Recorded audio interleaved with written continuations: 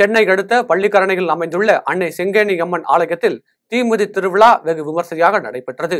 விழாவில் ஏராளமான ஆண்களும் பெண்களும் விரதம் இருந்து அலகு குத்திக் கொண்டு குழந்தைகளுடன் தீ மிதித்து நேர்த்தி கடன் செலுத்தினர். விழாவில் சிறப்பு விருந்தினராக அதிமுக 189வது மேற்கு வட்ட கழக செயலாளர் குமார் மற்றும் கோவில் நிர்வாகிகள் உள்ளிட்ட திரளான மக்கள் கலந்து கொண்டு அன்னை செங்கேணி அம்மனை வழிபட்டனர்.